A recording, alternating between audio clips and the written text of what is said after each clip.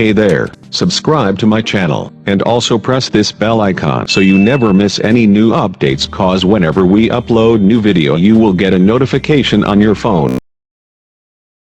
You now have 30 seconds to read questions 1 to 7.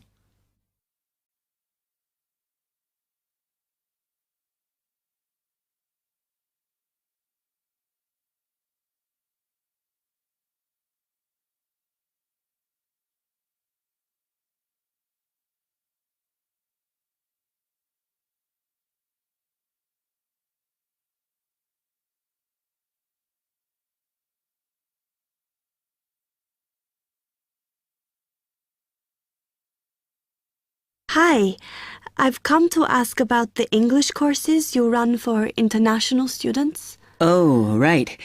I assume you're a student at the university. Yes, I've just started. Okay. Well, we've got a range of courses. It depends what you think you need and how much. Oh. We can't run everything at the same time, though. So, for example, in this first term, we are just doing a writing course. I see. That sounds quite useful. What else is there? Some of the courses only run for single terms, and we tend to focus on what students have difficulty with. That means we don't usually do speaking courses, but next term you can do listening. Oh. That'll help you with lectures and things. Our provision is all based on what the majority of our international students need. So, is everything term-based? There's nothing that you run all year? Well, let's have a look. Yes, there is a class for vocabulary and grammar every term. That's for everybody, but it's split into 3 or 4 levels. And what about in the holidays? We don't do anything during the winter or spring break. Oh. But over the summer, there's just general classes because that's what most students want. A bit of everything. Okay, quite a variety then. I'll have a think about what I really need because I haven't got much time. Do you have about 20 students in each class, the same as our science seminars? We try to keep it at about 12 and certainly not more than 15. It's important for language classes. They're very different from your normal courses. Right.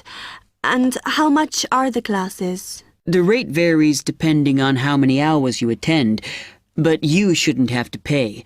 Usually, the department will fund you and even sort out which classes you need. Brilliant. It would be quite useful for me to have a certificate to take back to my country. Do you put us in for exams? Yes, but we don't like them to clash with your main course exams in June, so we run them in May. Oh. That leaves you time for revision. Do I have to sign up for something now? I'm not quite sure what I want. Classes haven't quite started yet, so you've got time to decide what you do. All we insist is that you sign up before week 5. That gives you about 3 weeks to decide. Okay.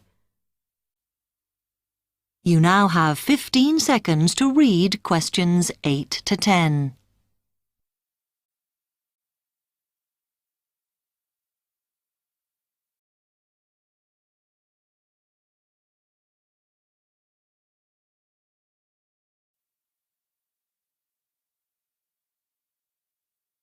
Then, when you've made up your mind, you need to come back here to the administration office to enroll. What do I need to bring with me when I enroll? My identity card, I guess. Yes, or your passport. Uh-huh. Then you'll be given a registration form, which you'll have to show to the teacher when you have your first class. Okay. And should I ask my tutor about which classes I should do then? Yes. Then you get a note from him and give that to the desk when you register. Can I use the computers here as well? Yes. You'll be given a password when you go to your first class. So remember to bring a disk with you to save your work on, as you won't be allowed to save it on the hard drive. Okay. Will I need anything else? Dictionary? We've got loads of those here that you can borrow. But you'll need a notebook as we don't provide paper or files. Okay. Thanks. That is the end of part 1.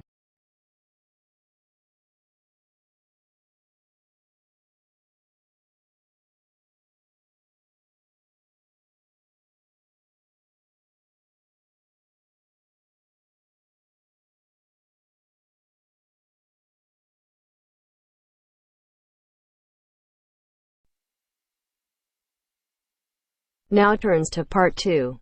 Part 2. You will hear a talk by a tour guide. First, you will have some time to look at questions 11 to 17.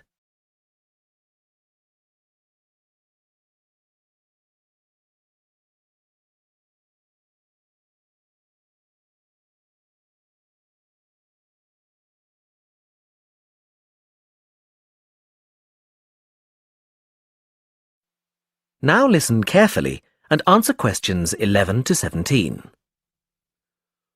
Welcome to San Fernando City Tours. I'm Mark, your tour guide. We have a lot to see in 3 hours, so make sure you're comfortable. We'll be traveling into the historical district first, and then into the town center. After that, it's out to the harbor, and we'll finish up at the lighthouse, just past the harbor. That will take us up to midday, and after that, you're free to do what you want. At the lighthouse, you'll have a chance to visit the tea room and take photographs of the magnificent coastline. Now, as we have only 3 hours, we won't be able to take you around the shopping district, but we think you'd prefer to look around the shops there in your own time anyway. San Fernando has some well-known tourist attractions, the lighthouse, for example, and the National Library. However, the little-known military museum is not to be missed. Be sure to visit before you leave. Now, there's a lot to do in San Fernando. Indeed, there really is something for everyone. For those who love the water, I can recommend a trip on the Seafarer, one of the most famous boats on the San Fernando River. It does an evening trip with a 3-course meal included. It's great fun for everyone, but especially for young people in their teens or 20s. After 9, there's a disco on the boat, and it gets really lively. Then there's a climbing wall near the town center. It's incredibly popular, with a large wall for expert climbers and a smaller wall for novices. There's a junior wall and a creche, so it's a great day out for those of you with kids. And if you like walking, there's some great walking tours. The City Sights tour is highly recommended, as is the walking tour by the coast. But that one's only for the fit, not really suitable for children or the elderly. For more mature people, or those less able to get around, I would suggest a tour around the vineyards. It can be done in the luxury of a coach, and it's a wonderful way to explore the region's wines. Before you hear the rest of the talk, you have some time to look at questions 18 to 20.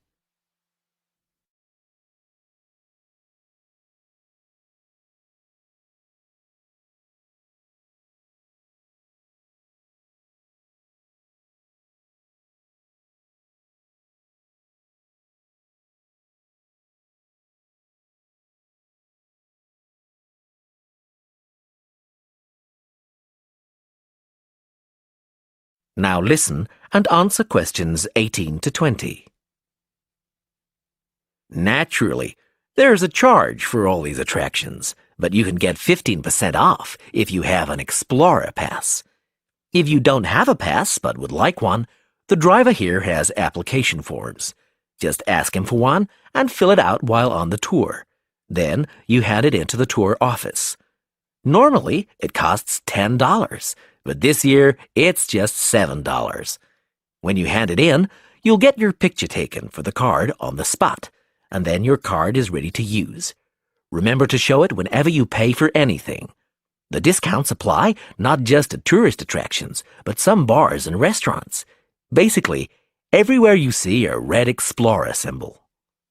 We're coming up to the historical district now. If you'd like to look at... That is the end of Part 2. You now have half a minute to check your answers.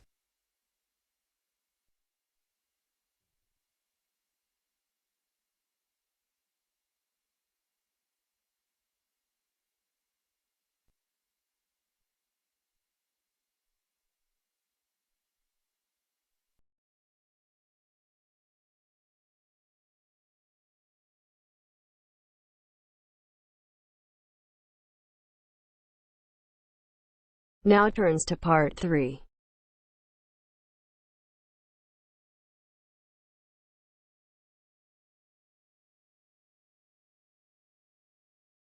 You are going to hear a conversation among Dr. Archer, Larry, and Judy talking about the new term. First, you have some time to look at questions 21 to 26.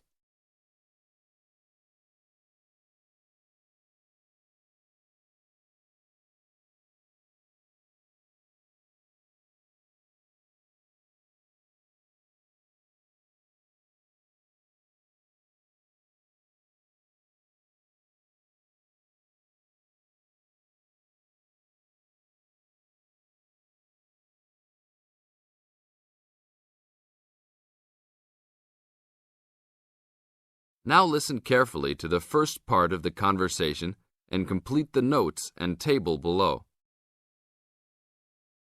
Okay, everybody, welcome back to the new term. I hope you've all had a good break and that you're keen to start on your research project. What I'd like to do this morning is to give you a chance to ask questions about the project, requirements, ways of approach, how to get help if you need it. Today is informal. It may be already written on paper, but it's nice to have an opportunity to have it confirmed. So, any questions? Dr. Archer, is there a confirmed due date yet to hand it in? Yes, I can now confirm that it's 16th of July, not 15th, as first advised. Okay? And what about the word limit? Well, there is some flexibility on this, but in general it's 8 to 10,000 words. Ah, I see. And you can choose your topic, anything from years 2 and 3. Yes? I still can't work out what I want to do it on. In that case, you should see your course tutor to agree on your final topic, and you should also be aware that there is special assistance available at the library on library resources if you need help on that. Can I just check on the deadlines for everything? Certainly. Look, let me write it on the board when each stage should be completed.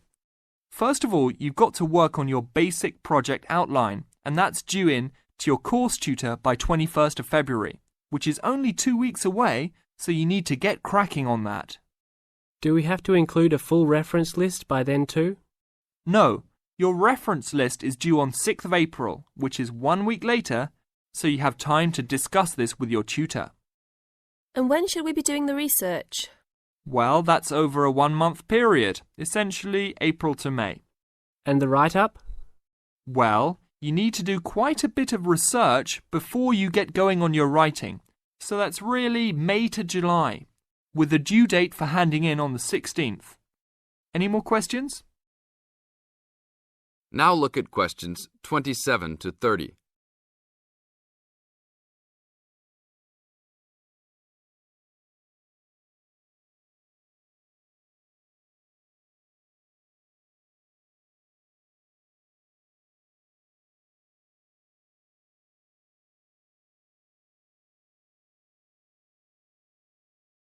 Listen to the second part of the talk and match A, B, or C with questions 27 to 30.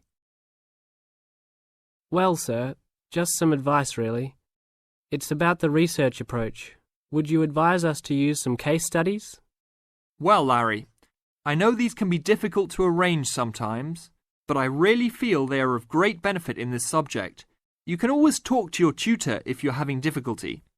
Yes? I've looked over some previous research projects that are in the library. Is that a good idea, sir? I heard. Okay. I don't think you should go through them in detail, especially at this early stage, or you might end up being influenced by them more than you realise. But yes, it really is about the best guide you can have to what's required to what's expected in this type of project. Sorry, Judy, I butted in on you. That's all right. It's just that I noticed one project was a joint one. They worked together as a pair. Is that a good idea? Yes, I remember that paper. Working in a pair can have some advantages, but to be frank, this is meant to be an individual project, so it's best to work on your own. About using subjects, is it okay if we use family members? Your own relatives? I don't see why not. They probably offer some advantages in terms of availability, although you need to guard against possible effects on your research outcomes. So, you can if you want. Perhaps you should discuss this with your tutor if you plan to use relatives, so you can approach it in the best way. Okay, thanks. Okay then, Well, I hope we've been able to sort out a few things. You're welcome to see me at any time or drop me a note if you have any more queries. Fine, thanks. That is the end of part 3. Now you have half a minute to check your answers.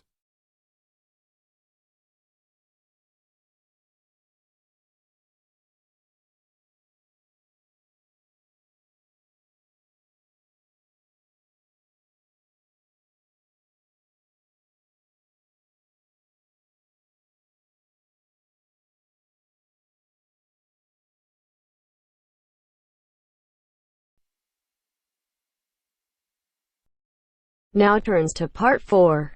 Part 4. You will hear a talk on research in the Indian Ocean. First, you have some time to look at questions 31 to 40.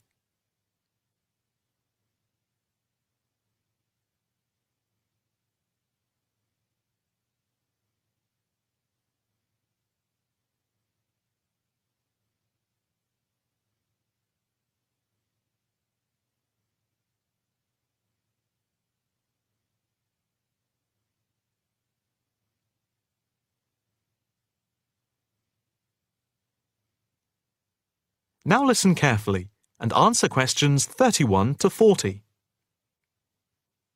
In this, the first lecture in our series on the changing face of the oceans of the world, we are going to look at the Indian Ocean, into which the Oceanography Department at the Institute here in Australia has been doing pioneering research over the past 5 years.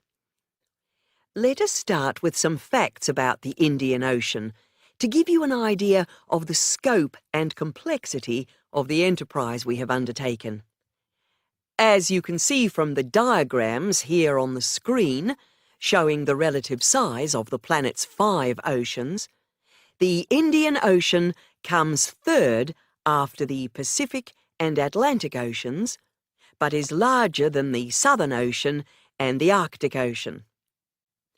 On this slide, you can see that the Indian Ocean is different from the 2 larger oceans in that it is landlocked to the north and does not extend into the cold regions of the North Pole. Covering some 73,440,000 square kilometres, the ocean constitutes approximately 1/7 of the Earth's surface and about 20% of the world's total ocean area. At the equator, it is around 6,400 kilometres wide, with the average depth being about 3,400 metres, and with the deepest point being the Java Trench at 7,450 metres. Flowing into the Indian Ocean, we have some of the world's greatest rivers. The Zambezi here, the Ganges here, the Indus, the Brahmaputra, and the Tigris-Euphrates just here. The 2 largest islands in the Indian Ocean, Madagascar, here off the coast of Africa, and Sri Lanka, here off the southern tip of India, are structurally parts of the continents of Africa and Asia, while islands like the Seychelles are exposed tops of submerged ridges. The Maldives are low coral islands, and Mauritius and Réunion are volcanic cones. The surface waters of the ocean are warm, except where the ocean touches the cold waters to the south. A network of scientists, mainly oceanographers and meteorologists from around the world, are monitoring changes in the ocean's temperature and acidity, especially where it meets the Southern Ocean, in order to see how global warming is having an effect on the waters there. An assessment is also being carried out on how this is impacting on low-lying habitats and peoples in the more populated coastal regions around the rim of the ocean.